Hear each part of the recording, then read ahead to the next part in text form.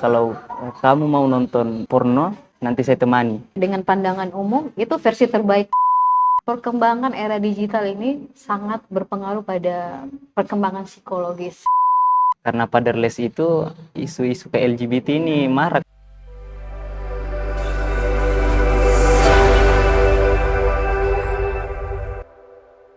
Bismillahirrahmanirrahim. Assalamualaikum warahmatullahi wabarakatuh. Teman-teman semuanya, kembali lagi di Bincang Komunikasi. Kali ini saya ditemani oleh seorang konselor dan terapis remaja, Bunda Mesil B. Wulur. Assalamualaikum Bunda. Waalaikumsalam Terima kasih banyak warahmatullahi Bunda wabarakatuh. sudah Ya. menyempatkan waktu untuk hadir membersamai bincang-bincang kita.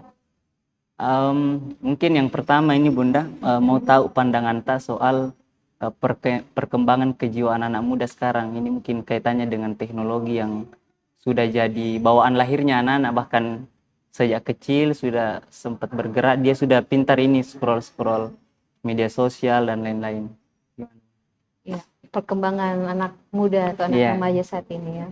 Kalau kita bicara tentang era digital ya, kalau di usia-usia saya, itu ibaratnya saya hanya numpang di eranya mereka. Dan anak-anak yang terlahir pada generasi digital saat ini, mereka lah yang pemilik sebenarnya digital itu. Jadi di sisi lain mereka tidak bisa juga ditekan, tidak bisa juga diberikan kebebasan. Dikasih kendor ya, kebebasan. Nah, karena memang ini dunianya mereka.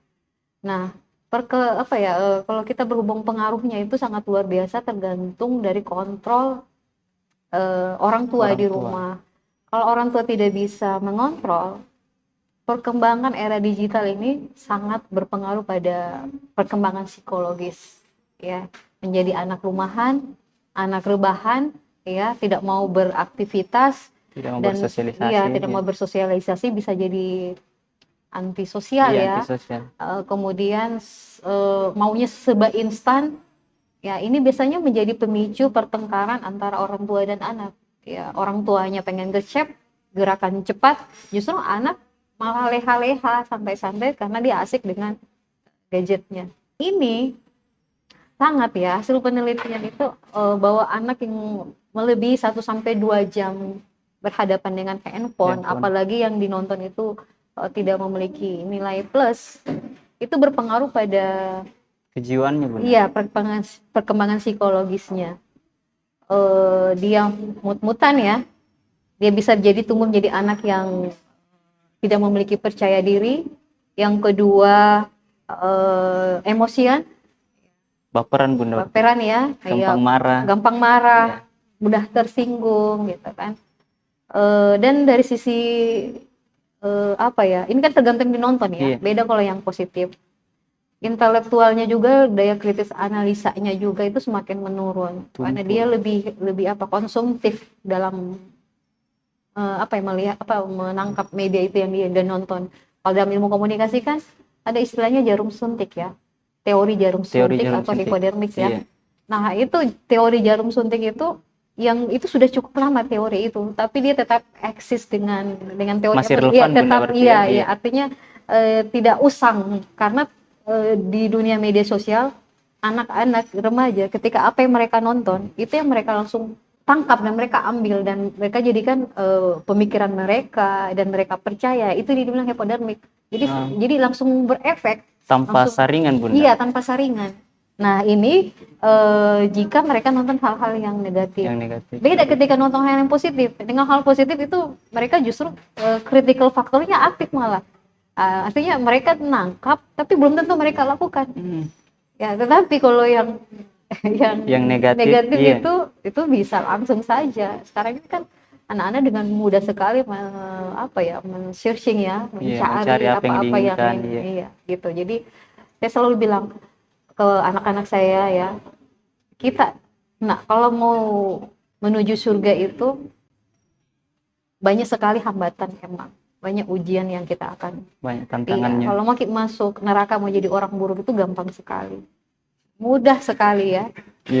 Tapi kan passion kita atau tujuannya kita itu kan, kita masukkan kamu di pondok kan bukan itu tujuannya. Ya, kita pengen kamu untuk menjadi insan yang baik ketika kamu dilahirkan, kamu besar, dan ketika kamu kembali lagi. Ini yang harus diberikan edukasi kepada remaja-remaja saat ini. Jadi mereka juga pendekatannya juga jangan terlalu keras, jangan juga terlalu lembut. Longgar. Iya. Memang pertengahan yang bagus, pertengahan, proporsional. Setia. Tadi Bunda sempat kita sampaikan bahwa anak muda sekarang ini salah satu cirinya adalah mau yang instan, baperan dan seterusnya. Apakah itu ada kaitannya dengan cara orang tua memahami anak sehingga lahir karakter begitu, Bunda? Atau bagaimana? Tentu. Pola asuh sangat berpengaruh karena memang dalam ilmu psikologi itu ada namanya karakter yang melekat. Karakter yang melekat itu memang sejak lahir ya. Itu dia apakah dia bawaan berarti bawaan dia introvert atau ekstrovert. Nah, nama introvert dan ekstrovert ini didukung dengan 4 kepribadian manusia. Ya, didukung oleh misalnya dunia pendidikan, lingkungan ya, keluarga. Yang ketiga lingkungan masyarakat. Nah, ini berpengaruh. Ditunjang dengan 4 karakter manusia itu yang sangat mungkin sudah tidak asing. Sanguins, melankolik, kolerik dan flegmatis. Nah, ini 4 karakter ini jika orang tua tidak paham dan dia salah gitu berkomunikasi, ya ini tentu akan semakin terjadi gap komunikasi antara orang tua dan anak, dan tidak akan ketemu kalau kita menyampaikan hal-hal yang positif. Tapi belum tentu anak menangkap apa yang disampaikan orang tua itu positif. Karena caranya, terus tambah karakternya juga beda. Sudah jadi akhirnya saling menyalahkan, anak saya tidak mau mendengar. Terus si anak bilang orang tua saya tidak sayang, tidak pengerti dan sebagainya. Karena tidak saling memahami. Jadi intinya memang menjadikan anak hebat itu banyak sekolahnya. Tapi menjadi orang tua hebat itu, Bunda. Iya. Menjadi orang tua hebat itu tidak ada sekolahnya. Tidak ada sekolahnya, tapi dibutuhkan seumur hidup. Makanya harus belajar seumur hidup. Apakah ini ada semacam cara-caranya Bunda untuk mengetahui misalnya anak ini melankolis atau apa? Mungkin ada identifikasi supaya orang tua tepat berinteraksi dengan anak. Karena kan komunikasi itu bukan yang kita ucapkan, Bunda, tapi yang sampai ke anak. Mungkin niat orang tuanya baik sekali, tapi anaknya bilang, ditekanku apa dan seterusnya, tidak disayang. Pendekatannya mungkin komunikasinya yang tidak tepat karena kita. Kalau dalam ilmu psikologi itu ada memang yang kayak semacam kuis yang diisi ya untuk mengukur bahwa kita ini apakah flegmatis, sanguins, melankolik atau kolerik. Namun kalau untuk secara umum yang kita sudah paham, ya itu sudah dengan melihat karakter anak ini kita sudah tahu. Artinya tidak perlu ada menjawab tes ya. Tetapi kita melihat orang tua sudah paham dengan ilmu itu, dia sudah bisa, anak saya ini sanguins ya. Ada juga yang namanya gabungan ya. Ya, jadi ada sanguins mix ya. Ada sanguins flegmatis atau kolerik flegmatis, seperti itu, ada combine antara karakter itu. Nah, kalau dalam karakter juga ada yang namanya kepribadian yang dimiliki itu ada introvert, ekstrovert dan ambivert. Nah, ambivert ini gabungan. Iya, seperti itu, gabungan dari yang 4 karakter dasar manusia, seperti itu. Mungkin ada contoh sederhana Bunda untuk bisa menebak atau mengetahui misalnya anak ini misalnya introvert atau ekstrovert atau ambivert, kemudian dengan 4 karakter yang tadi. Yang ciri-ciri anak introvert itu mereka suka menyendiri, ya, suka menyendiri. Dia tidak suka keramaian. Dalam melakukan sikap dia lebih cenderung berpikir baru bertindak. Lebih mandiri, Bunda. Dalam tanda petik. Maksudnya berpikir itu dia itu lebih memikirkan sesuatu dalam banget, ya. Dia memikirkan resiko, kalau saya melakukan ini apa sih yang akan terjadi, banyak sekali perhitungannya, makanya dia agak lalot istilahnya. Kalau orang-orang melihatnya lalot, tapi dia sedang berpikir. Dia lagi berpikir, cuma agak lambat karena dia berpikir dulu baru bertindak. Ya, itu introvert. Dia menarik diri dari lingkungan. Namun orang introvert ini ketika potensinya di up ya, dia bisa menjadi seorang penulis. menjadi seorang penulis, menjadi seorang sutradara, karena dia sangat imajiner, dia visioner ya. Karena dengan dia menarik diri itu dia sebenarnya lagi mengembangkan kreativitas imajinasinya. Itu kalau memang dia bisa menggali potensinya. Namun orang introvert kalau tidak digali potensinya, terus lingkungannya tidak mendukung, justru orang introvert ini yang banyak bunuh diri. Berbahaya. Berbahaya. Dia karena dia menyimpan lukanya, menyimpan sakit hatinya itu sendiri, memang orang lain nggak perlu tahu. Makanya kalau lihat banyak anak-anak yang stres, bunuh diri dan sebagainya, ya, kemudian dia mungkin introvert. Apakah introvert ini Bunda termasuk dalam tanda petik dia tidak terbuka dengan orang tuanya, dia tidak suka ngomong dengan orang tuanya? Termasuk, iya. Itu ciri utamanya. Namun ketika orang tua sudah tahu dengan tadi itu saya bilang dengan karakter tadi, kan yang biasanya introvert itu melankolik sama flekmatis. Yang cenderung introvert ya. Orang flekmatis itu dia tidak mau ada masalah. Pokoknya iya saja. Kalau ibaratnya itu mengalir, Bunda, mengalir. Orang yang mudah dibodoh-bodohi itu yang orang flekmatis. Bukan dibodohi ya, artinya dimanfaatkan, Masya Allah, diberdayakan. Iya, dimanfaatkan, diberdayakan. Jadi kita bicara kasarnya ya. Betul. Ya, bicara kasarnya, suka dimanfaatkan karena dia tidak mau ribut, tidak mau ruweh gitu ya. Karena memang clue dari pragmatis itu adalah cinta damai. Dia cluenya cinta damai. Pokoknya dia harus bagaimana suasana itu tidak ribut. Jadi kalau sama istri sanguins, ya ini kita bicara pasangan berarti Bunda. Istri sanguins terus suami flekmatis pasti yang stres istrinya. Itu ya suka aneh ya. Nah, ini suaminya cuma iya, dan cirinya orang flekmatis itu iya, tidak. Dia hampir mirip melankolik. Nah, kalau melankolik ini dia introvert, tapi introvertnya ini dia lebih dalam. Dia kan di sini sempurna. Ya. Kalau satu kan cinta damai kan, ya tidak mau ada selisih paham. Kalau melankolik itu dia dalam melakukan pekerjaan apapun harus perfeksionis. Tidak ada, jadi ketika ada hal yang dia inginkan, terus satu saja yang gagal, dia itu stress. Pressure itu Bunda ya. Iya, dia langsung down. Ya, kalau flekmatis dia masih bisa masih bisa dia menghibur dirinya. Oh iya, karena dia memang tidak mau tapi kalau beda introvertnya melankolik, justru dia menyalahkan diri sendiri. Jadi yang rata-rata memang melankolik, yang introvert yang mudah depresi. Teori karakter ini Bunda yang melankolik, tadi flekmatis, sanguins. Apakah ada kaitannya dengan teori psikologi yang lain, semisal kayak bahasa cinta mungkin yang sering kita dapat di media sosial, yang anak-anak bilang love language? Apakah itu ada semacam sangkut pautnya Bunda atau gimana? Atau sesuatu teori yang berbeda? Kalau dikaji agak berbeda, tapi kalau diterapkan itu saling ada hubungannya. Kalau bahasa cinta itu ibaratnya suplemen. Bahasa cinta, misalnya saya ya kalau terhadap pasangan atau sama anak, kalau sama pasangan paling tidak waktu ya prioritaskan waktu. Quality time ya. Meskipun dia sibuk di luar banyak, tapi ada momen-momen tertentu ya ini harus punya saya. Minimal sekali sepekan Bunda. Ya begitu misalnya, itu contoh, itu berarti bahasa cintanya saya. Berarti di kualitas waktu. Kemudian kan sekitar ada 5 itu bahasa cinta ya. Bahasa cinta.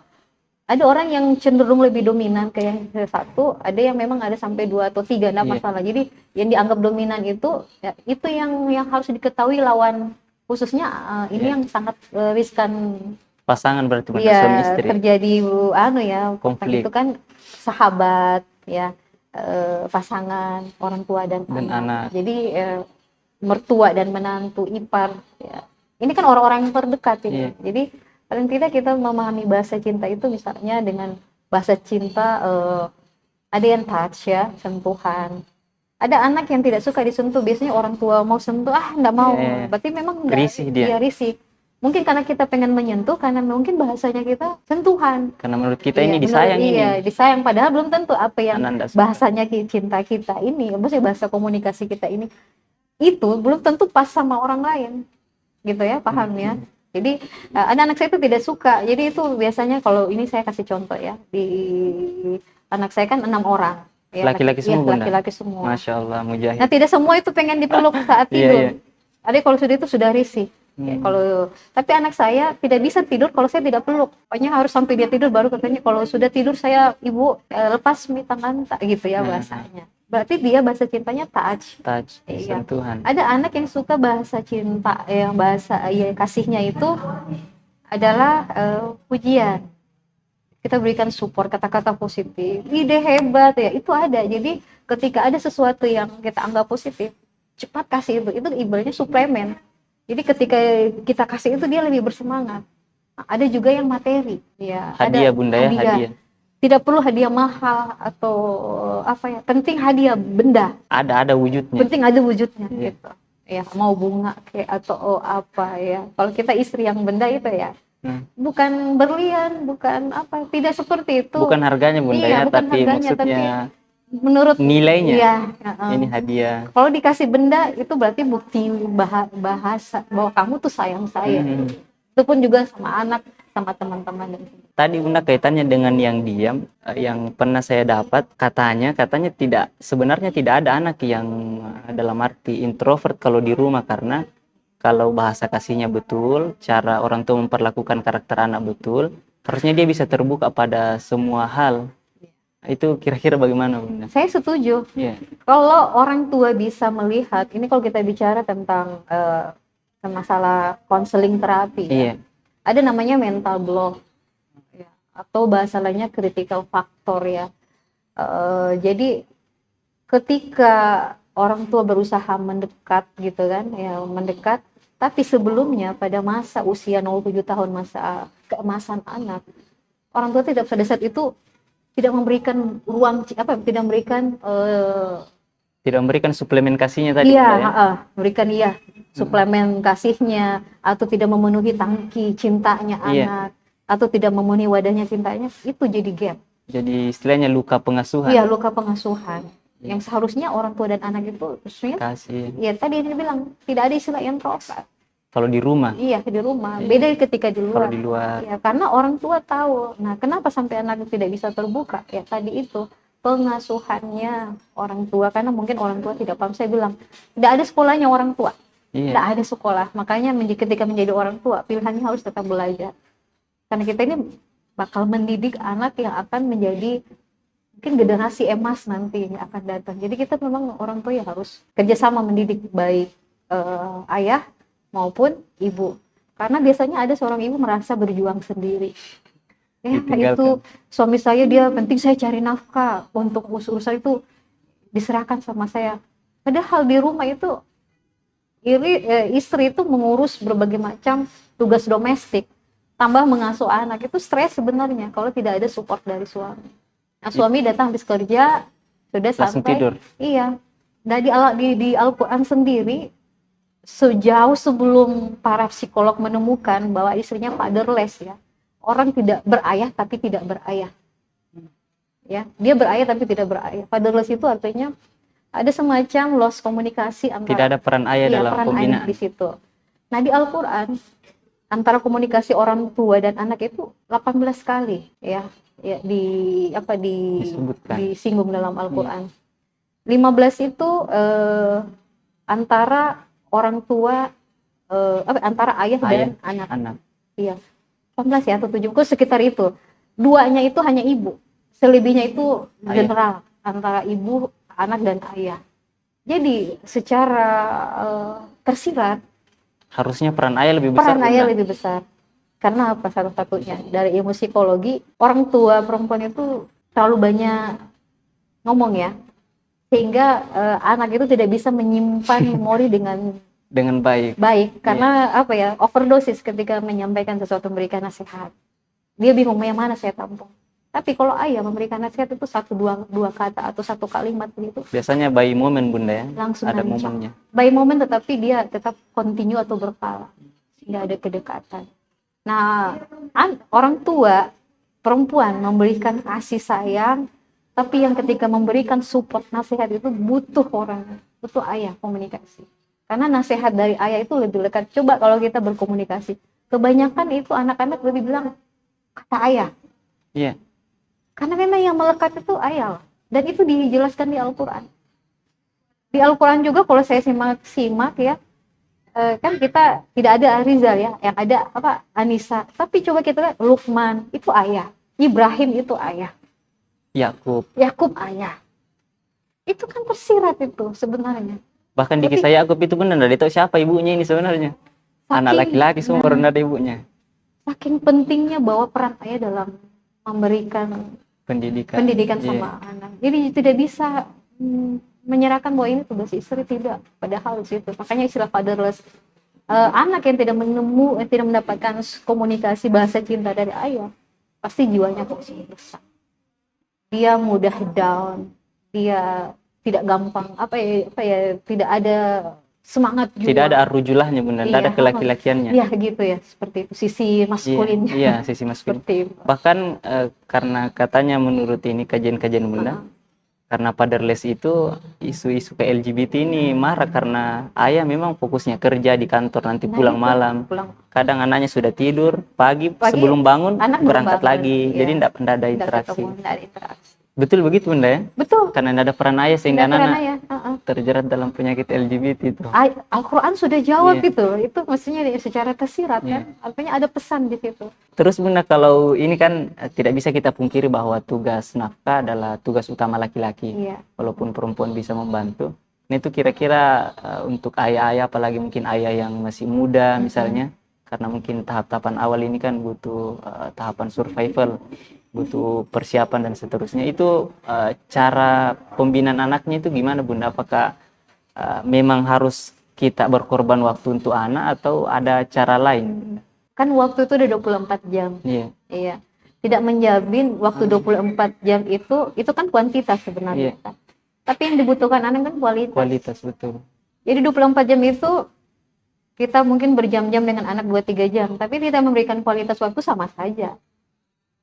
Kita mungkin sibuk di luar, tapi ketika kita pulang, kita komunikasi 10 menit sama anak, itu lebih berkualitas dan itu berkesan.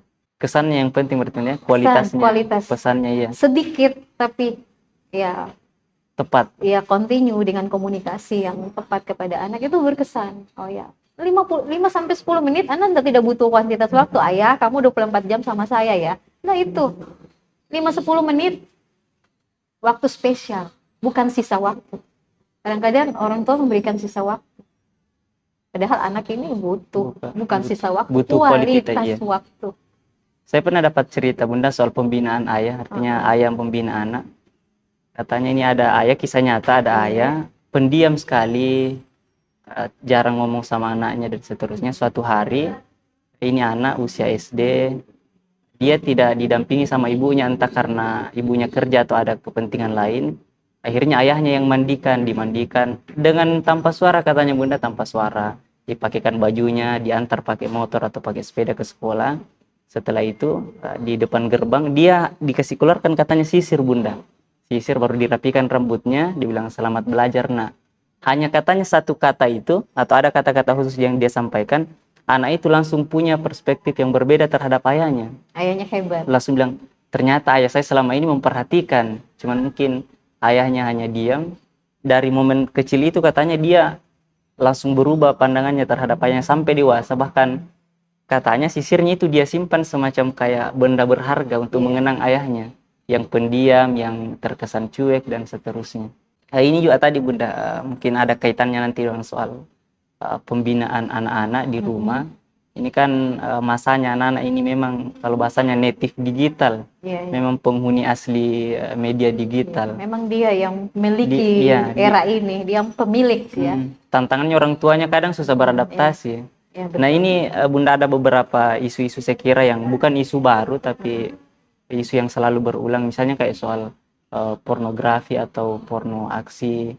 Itu cara orang tua kira-kira yang baik dan benar Bunda untuk menerapi atau mendampingi anak itu seperti apa Bunda? Iya, kalau ini memang pendekatan psikologi agama mungkin ya.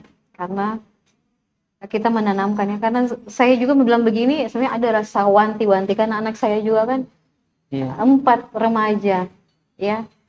Saya sempat bilang, nak, itu kalau kita lagi online atau buka aplikasi itu pasti dia muncul ya. Tanpa dicari. Iya, tanpa dicari tuh muncul. Tolong jangan diklik itu. Ya, kalau kamu klik, ya kamu menonton suatu hal yang tidak, yang belum, yang memang bukan belum, yang tidak pantas kamu lihat. Menyampaikan ini belum tentu masuk loh sama anak. Mana kita tahu anak tidak, ya. Jadi penanamannya di sini kalau saya ya itu, kita berupaya, tapi berhasil tidak berhasil kita serahkan sama Allah. Ya kalau ikhtiarnya kita. Iya, saya tuh sempat ikhtiar saya itu memasukkan anak di pondok dengan komunikasi yang baik. Kemudian saya bilang, ya Allah, saya titipkan anak saya kepada Engkau. Ya kalau sudah kita titip sama Allah kan berarti dalam penjagaannya Allah kan. Saya kan tidak bisa 24 jam gitu. Dia lihat masa saya terus tidak kerjaan kita itu Bunda, tidak mungkin kan. Iya. Malahan anak justru merasa ibu ini tidak percaya, lagi muncul lagi. Ya, saya bilang ibu percaya sama kamu. Nah, kalau anak-anak yang remaja mereka secara dari mereka SD pegang handphone, SMP pegang handphone, itu masing-masing mereka punya waktu. Tidak, artinya mereka punya misalnya batasan. Batasan. Kalau yang mereka yang sudah yang remaja SMA paling tidak ya mereka sudah beraktivitas dulu agamanya, sholatnya mereka. Pokoknya kalau malam sudah sholat isya dulu lah, kemudian mengaji. Ya, saya bilang itu jangan tinggal baru kamu pegang handphone. Dan batasnya saya kasih jam 10, tapi ayahnya bilang boleh lah yang jam SMA 11. Ini Bunda? Iya, SMA. Ya, artinya tapi saya bilang jam 10 karena jam kalau saya kasih edukasi juga kesehatan. Karena kalau di jam 11 imun kamu itu sudah seharusnya turun, seharusnya itu kita lagi dalam keadaan istirahat. Secara secara medis ya, secara kesehatan. Jadi kalau kamu jam 11 pasti akan terbiasa dan imun kamu menurun dan kekebalan tubuhnya kemudian sistem dalam tubuh itu akan terbiasa kamu itu tidur jam 11 saraf otak, sehingga kamu jadi begadang, jadi insom dan sebagainya. Jadi ya itu jadi begadang, mending kita jam 10 sudah oke selesai. Kalau saya agak tegas itu biasanya saya ambil handphone yang SMA itu Bunda. Saya tarik handphone. Kalau memang saya percaya dulu ya, ibu percaya, tapi kan saya tetap wanti-wanti kan, saya lihat kalau masih jam 10, anggaplah jam 11 saya masih, tapi kalau sudah jam 11 lewat sudah, berarti ada catatan mereka, kamu melanggar ya, kedua kali kamu melanggar lagi sudah saya ambil handphone dengan paksa. Karena bagi saya di usia remaja itu di bawah 21 tahun mereka itu memang ditegasi. Ya, sudah istilahnya tarik ulur. Ada saatnya ditegasi, ada saatnya dilonggarkan. Berarti nanti usia-usia kuliah baru sepenuhnya dalam tanda petik dibebaskan. Nah, itu sempat anak saya tanya. Terus Bu, kapan sepenuhnya kita bebas gitu tanpa ibu apa? Insya Allah di atas 21 tahun memang kan ada di situ dijelaskan lepaskan, bukan melepaskan ya, membiarkan, lepaskan itu dengan catatan kamu tetap diawasi tapi diberikan kepercayaan, dipanjangkan talinya berarti Bunda, artinya tetap diikat talinya. Tetap ya, seperti itu kurang lebih. Nah, saya bilang begitu kepada anak saya. Nah, yang mana sepenuhnya nanti kamu sudah menikah, kamu sudah punya otoritas dalam, karena sebagai seorang pemimpin itu pun sudah menikah. Kalau kamu melenceng, kita orang tua pun masih wajib mengingatkannya sampai meninggal. Iya, betul. Saya anak-anak SD itu saya sudah sonding-sonding tentang pernikahan, karena begini. Usia berapa Bunda? SD, iya. Kelas? Kamu nanti kalau sudah pokoknya ketika ada momen ketika perlu dikomunikasikan itu, jadi dia bersifat kondisional ya. Tetap harus saya nanti kamu harus begitu. Pokoknya ada komunikasi yang mengarah ke pernikahan. Karena begini, saya kan tidak tahu ajal saya kan. Saya takut, saya merasa nanti saya tidak sempat menyampaikan itu. Tapi paling tidak mereka menyimpan di memori itu. Nah, nanti mereka pakai sewaktu-waktu ketika mereka besar. Kalau memang saya tidak dapat, kalau saya dapatkan berarti alhamdulillah gitu. Itu yang saya bilang. Jadi pas ada momen, jadi tidak diatur sebenarnya, ketika ada momen itu yang pas.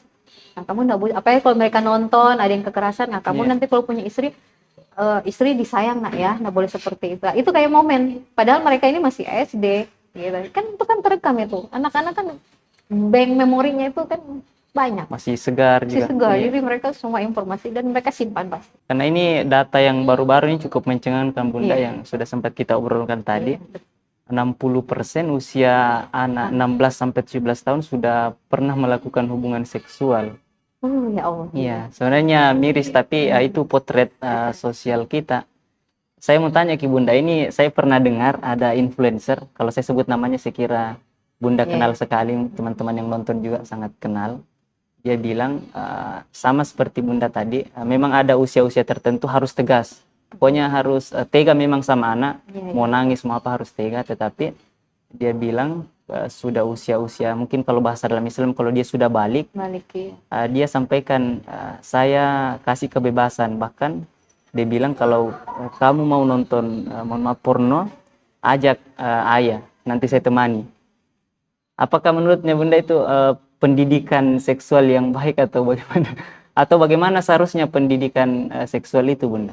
Kalau masalah baik tidak baik, kalau versi dalam mendidik anak dengan pandangan umum, itu versi terbaik menurut dia ya. Tapi kalau kita mengalih pada konsep pendidikan Islami, agama sudah melewati koridor ya. Tapi kalau versi secara umum ya itu versi dia menurut baik. Kita juga tidak bisa menjudge ya dalam pandangan dengan statement bahwa itu tidak bisa ya. Tapi kalau kita dengan pandangan agama ya sudah pasti.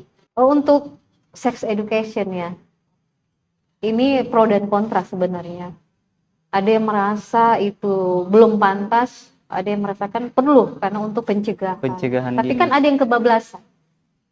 Nah itu batas-batasnya Bunda yang perlu yang kebablasan. Nah kalau saya pribadi, karena saya punya anak laki-laki semuanya, kan ya. Jadi kan ada hal-hal yang ketika mereka sudah dewasa mungkin tidak terlalu serius juga saya menyampaikan.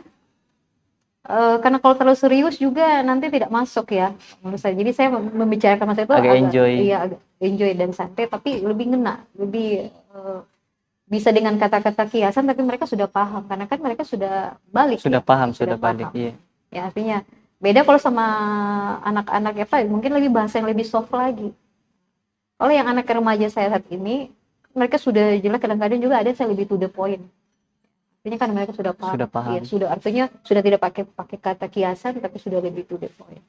Ya contoh ya, mereka yang sudah mengalami akil baik kan ciri-ciri laki-laki kan kalau sudah mimpi dan sebagainya. Nah di situ saya bilang, kamu kalau sudah mengalami ini nak, ingat tidak bisa itu mendekati perempuan ya, pacaran. Makanya ke anak-anak saya selalu bilang tidak ada pacaran. Kalau suka boleh, dalam psikologi manusia itu kan wajar, manusiawi. Mencinta itu fitrah ya, manusiawi. Tetapi fitrah itu kalau sudah kamu kotori dengan nafsu, ini yang salah. Ya, kamu sudah mengungkapkan perasaan cinta, suka dan perempuan itu suka, kamu janjian ketemu. Nah, disitulah main setan. Nah, suka-suka saja. Saya bilang suka boleh. Terus ada upaya-upaya karena kamu suka karena bla bla, berarti kamu juga harus berjuang juga dengannya. Kalau namanya cinta berarti kamu ambil dengan jalan yang positif. Saya bilang gitu ke anak-anak. Ya, nanti minta jodoh sama Allah kalau memang itu jodohmu, minta sama Allah. Tetap dijaga jodohmu itu. Kalau kamu ngomong, saya bilang begitu, kalau kamu suka sama, kan ada perasaan, minta sama Allah kalau memang itu jodohmu. Nggak ada yang saya bilang yang tidak mungkin bagi Allah. Nggak ada yang mustahil. Kalau kamu yakin, tapi kalau belum yakin, ya sebatas suka saja, tidak perlu mengungkapkan. Karena kalau kamu sudah mengungkap, berarti ada ikatan pacaran, hubungan spesial, dan saya tidak menginginkan anak saya seperti itu. Kalau kata Dr. Aisyah Dahlan itu Bunda, mungkin yang agak populer di dunia parenting ibu-ibu, dia bilang, disampaikan katanya ke anak laki-lakinya, dia bilang, kalau kamu suka sama temanmu, boleh pergi jalan sama dia, tapi bawa temanmu yang lain, supaya tidak berduaan toh. Jadi suatu hari katanya dia mau pergi nonton, bilang, Bunda minta uang, mau pergi nonton bioskop gitu. Dia bilang, berapa orang nak? Dia bilang 5 orang, duh banyak juga ya. Jadi dia punya kesimpulan, ternyata kalau kita menginginkan kebaikan harus siap katanya finansialnya juga Bunda. Jangan sampai hanya diinginkan saja anaknya tidak berduaan tapi tidak difasilitasi. Tidak difasilitasi. Ya betul juga ya. Dalam makna ini kan suka berarti saya kan tidak tahu apa yang dimaksud Bu Aisyah ini membolehkan pacaran atau bagaimana. Enggak sebenarnya, cuman dia maksudnya karena kan mungkin tarikannya begitu Bunda, kalau kita suka sama lawan jenis artinya kalau suka tidak masalah, no problem. Cuman aksinya ya Bunda jadi no problem, kita cari kesempatan. Misalnya kan orang kan saling mencintai itu kan ketika melihat dia hati senang, support. Ya ini motivasi apa yang harus dibangun, artinya jangan sampai kan mencinta itu fitrah ya, dan itu energi power. Jangan sampai fitrah dengan kekuatan yang luar, artinya powernya yang luar biasa ini jangan habis percuma. Gitu kan, habis percuma pikirin dia atau galau karena dia. Iya. Justru lebih bagus karena kamu mencintai orang, ubah. Kan energi ini kan tinggal diubah ya, jadi sesuatu yang lebih produktif, positif, perlihatkan prestasimu. Nah, siapa tahu dengan kamu perlihatkan prestasimu, bukan cuma satu yang suka, mungkin lebih banyak yang kamu, malah lebih selektif memilih. Nah, itu kan enak malah kalau baik kita meningkatkan prestasinya kita, terus banyak yang suka sama kita, berarti kita punya bebas memilih yang mana yang kita mau kan. Justru malahan justru kemudahan dari Allah malah itu. Jadi energi fitrah yang Allah kasih itu justru jadikan sebagai kekuatan untuk meng-up potensi yang ada. Gitu yang saya bilang. Energi jangan sampai hanya cinta kita kepikiran. Itu yang selalu yang saya berikan edukasi kepada kamu. Karena harus dirawat dan dialihkan ke yang positif. Ya, dialihkan. Jangan terjebak di hal-hal yang negatif. Karena kalau kita fokus dengan perasaan cinta dan dipikiran terus, udah pasti lain-lain. Takutnya lagi bisa bunuh diri tuh Bunda ya. Iya, orang kalau lagi jatuh cinta betul-betul dia terobsesi dengan perasaan cintanya gitu. Itu bilang diperbudak cinta itu. Atau bucin. Istilah ya bucin, cinta buta juga. Banyak dan tidak bisa disepele. Karena itu energi kan tinggal diubah. Anggaplah ini kita punya energi power cinta 100%. Nah, ini kalau dialihkan energi ke hal positif kan justru akan lebih mendongkrak lagi. Tetapi energi ini ketika berubah jadi ke negatif. Sudah merusak. Langsung ke bawah dia. Orang sudah bisa ke dukun, apapun caranya, yang penting sayang. Itu kan salah satunya. Ada yang sampai ketika cintanya ditolak, diperkosa dan dibunuh. Banyak kejadian karena itu energi yang tersalurkan ke yang negatif. Saya kira ini bermanfaat sekali Bunda informasi-informasi yang diberikan untuk teman-teman yang menonton, khususnya ini untuk orang tua juga yang mau bersiap-siap jadi orang tua Bunda. Saya juga masih belajar, sampai saat ini masih terus belajar. Bukan berarti kita stuck ya. Ketika kita sudah mendapat ilmu tentang parenting, tentang pernikahan, terus kita stuck, karena setiap fase pernikahan, perkembangan anak itu problemnya berbeda. Dan ilmunya beda berarti. Iya, jadi kita harus upgrade terus ilmu. Ya, saya berpikir itu Bunda dari belajar hal-hal seperti ini, parenting, mengurus anak dan seterusnya. Tubul ilma minal mahdi ilal lahdi itu jadi sangat konkret Bunda, karena yang pertama mungkin kita sebagai anak pasti berkomunikasi dengan orang tua, setelah remaja dan seterusnya, punya pasangan harus memahami pasangan, punya anak memahami anak ini ada fase-fasenya hingga meninggal dan seterusnya. Jadi sangat konkret. Ya. Terima kasih banyak Bunda sudah sharing bersama kita di sesi bincang komunikasi. Itu obrolan saya teman-teman sekalian bersama Bunda Mesil Beulur, konselor dan terapis remaja. Sekian, assalamualaikum warahmatullahi wabarakatuh.